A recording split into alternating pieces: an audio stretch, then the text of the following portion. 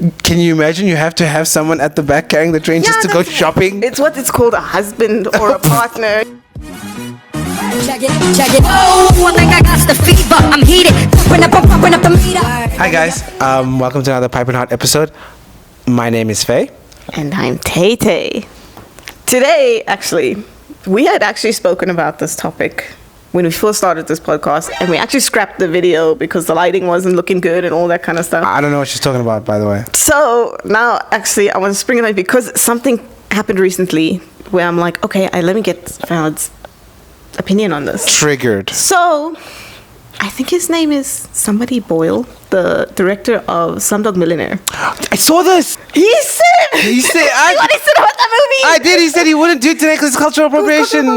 I did. I thoughts? I don't know. I feel like he could still do it. I think it was an amazing movie. I mean, as someone with Indian culture myself, I thought it was very true to that kind of I stuff. feel like that's because it was done right. Yeah. It was done in India. It was done with Indian actors. I agree. I mean, he said that if he made it today, he would probably get an Indian director to direct it, which I think is wonderful. Yeah. But I don't think it's cultural appropriation per se. You can't do a movie like that now. I think that's a bit of a leap. Yeah, I was just like, okay, whoa, just relax there, buddy. Stretch. I did see. I saw it. I can't believe I knew what you was going to talk about without knowing what you were going to talk about. So on that note, cultural appropriation, is it a thing?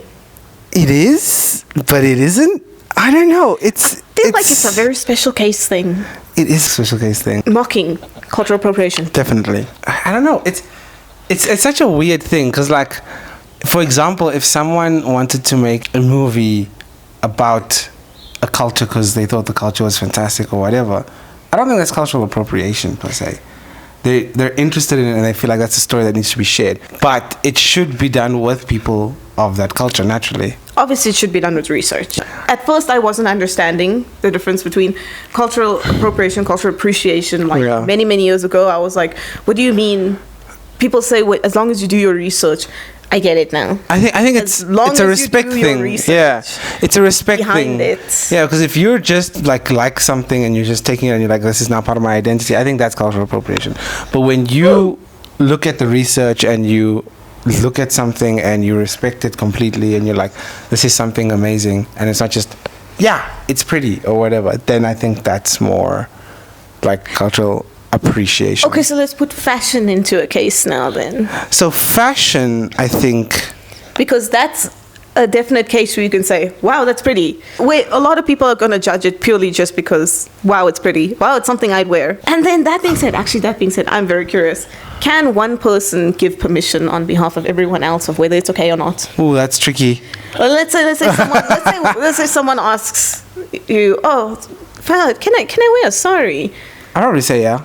I would probably say yeah. I wouldn't say it's a problem. But can you speak for everyone? No. Is it okay to speak for everyone? No, probably not. I mean, like, look. What if they get I went to a wedding recently, right? Beautiful wedding, by the way, of some friends of mine. And one of the friends, lovely girl, right? Her and her girlfriend were coming through, but the girlfriend is a white girl, right? Beautiful white girl, and she was a bit like off, like she didn't know. Can I wear sorry? Can I not?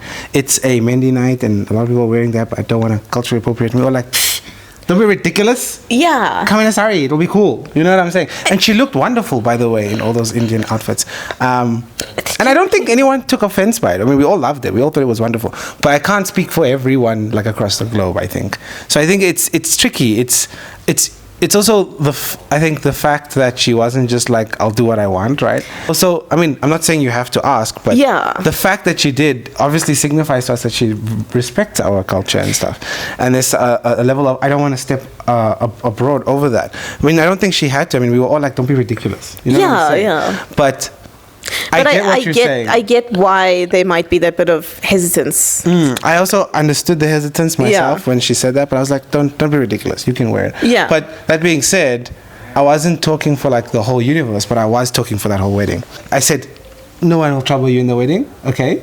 I gave you permission to wear the damn thing. Yeah. You know what I'm saying? Honestly, I don't think anyone would care. Exactly. I'll be honest, I don't think anyone would care. No one really, yeah. Most of the time, you wear a traditional outfit from another culture or something. Most of the time, people, as long as you're wearing it properly. She wore it to a wedding. It wasn't like she was just wearing it anyway. But even then, I don't think we'd have a problem because it's a an attire that's often worn in formal settings, right? Yeah. So even if she wore it to like an awards event and she wore something like that, I don't think I'd have an issue with it, right? Because No, I'd be like, wow, you look lovely. But I think she was a bit like, oh no, I don't want to. And like, dude, it's an Indian wedding. It's like the most appropriate time to wear it. I mean, at You the know? end of the day, it is just clothes. It is just clothes. It is, you know? and I get there is some cultural significance and historical significance to Obviously, a lot of clothes. yeah. Obviously, we don't want to do the equivalent of wearing white to someone else's wedding kind of situation. Yeah. Obviously, you don't want to do something like that. But if you want to wear a plain sari on an everyday basis just to go to the shop, do it, dog. Yeah, I don't. It doesn't matter. I don't think it's a big deal. Yeah, yeah. Some people might argue, but at that point, I mean, like, how's it really hurting you, bro? Yeah. I give you all permission to do it. Oh, shit, you heard it here, folks. From First someone time. who's From almost Tete. worn. Endorsed by Tate. You guys can get a Yeah. stamp. Yeah, by Tete. endorsed by this person who's only worn a sari twice in her life. We'll put like a little like thing of your face, like, and we'll just like stamp it on stuff. Endorsed by this person who doesn't really know anything. It'll be great. Endorsed by Tate. Yeah, it's my tete. Can you imagine, like, someone goes to like this big like event overseas, you know, in like the UK or like the Met Gala, and they're like, "Wow, what are you?" I'm wearing Endorsed by Tate, and there's you. They're like, that'd be hilarious. I mean, like I said, even if I think if someone had to wear like a sari to the Met Gala, for example, I think it's fine. I think it's fine. I think some people would have an issue because they'd be like, "Oh, cultural appropriation, that's not your culture," blah blah blah blah. But as long as it's done properly, my issue is why are we gatekeeping? Yeah, It's now we're I mean, segregating like, people again. let me challenge that. All right, so say for example, you have these people at a Met Gala, for example, Yeah. and you know the designers always design them stuff. What if the designer that designed something for them is an Indian person, and designed someone a very authentic Indian garb? So that's happened many times. Do you see what I'm saying? That's happened many Is that now times. cultural appropriation because the designer designed it for them, and Yeah. put their own cultural, you know, flair and artistic inspiration on it? Yeah. Is that now cultural appropriation? I don't think it is. Yeah, I don't think I don't think it is. I'm like, no, of course not. I think it's wonderful. I think there's Yeah. only really two forms of cultural appropriation. Yeah. So I was just making sure I use the right I think it's word. when you don't take the subject matter seriously. Yeah, number one, you don't take it seriously, or number two, you're wearing it in a mocking tone. Yeah, I think that's the With a problem. mocking intention. Yeah. Other than that, if you're wearing it because you think it's pretty, you think it's cute, you genuinely not doing it to be You funny make sure you're about not it. wearing like, I don't know, funeral garb at like a wedding or something. Yeah. You know, you did your research. Then I think you it's respected the fine. culture's, Then it's significance. clothes Then I is think it's okay. Yeah, clothes. yeah. Then Because I then think you'll it's know. cute. Then you'll know this is the type of color they wear for this. This is the type of color they wear for that. I can't Yeah. wear this here, even if I think it's cool. Yeah. Because that's disrespecting the culture. That is, I think, very important. Again, it's all just about context. So you also don't want to wear the kind of sari you'd wear to a wedding on your everyday life. It's like wearing a ball gown to... Obviously, which yeah. there's nothing wrong with. But There's it's a nothing bit, wrong with. it's a bit I've crass. seen people doing it. It's a bit crass, I'd say. It's a bit like, but it is okay. for the brave. It is like, can you imagine walking on like a wedding gown to go to the shops? Like the amount of admin. Can you imagine you're like at a Checkers and there's just someone Honestly, there the in a price wedding. people pay for wedding dresses. In a wedding dress, just like shopping, you know? Honestly, the price you pay for a With, wedding like- dress to wear it for one day, you What- better be wearing it to the shop.